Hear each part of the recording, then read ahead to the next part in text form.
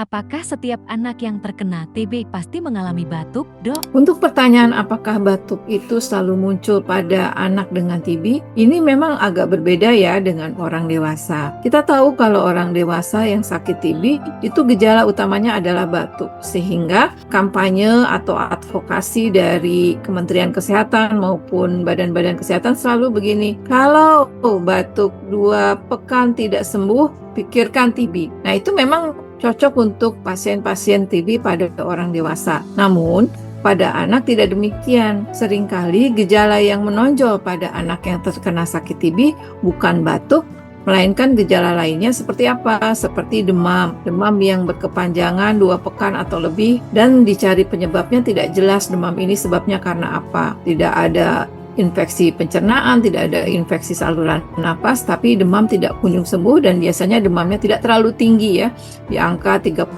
derajat Celcius misalnya. Yang kedua, anak itu mengalami penurunan berat badan atau berat badannya sulit naik, dan itu diamati sudah 2 bulan kok tidak naik beratnya atau turun-turun terus. Itu juga merupakan gejala yang penting. Batuk memang bisa terjadi, batuknya memang seperti orang dewasa, batuknya lama ya, tidak jelas penyebabnya apa, itu bisa menyertai anak dengan sakit TB. Tetapi banyak juga anak yang didiagnosis TB tapi tidak memiliki gejala batuk sama sekali. Sehingga yang perlu diingat adalah jika ada anak sakit TB itu tidak selalu disertai dengan batuk, sebaliknya anak yang mengalami batuk yang lama, batuk lebih dari 2 pekan, belum tentu penyebabnya TB. Jadi kita harus mencari data-data lain, gejala-gejala lain sebagai dokter sebelum mendiagnosis TB pada anak, dan tidak mendiagnosis TB pada anak hanya berdasarkan batuk saja. Demikian juga jika tidak batuk, belum tentu bukan TB.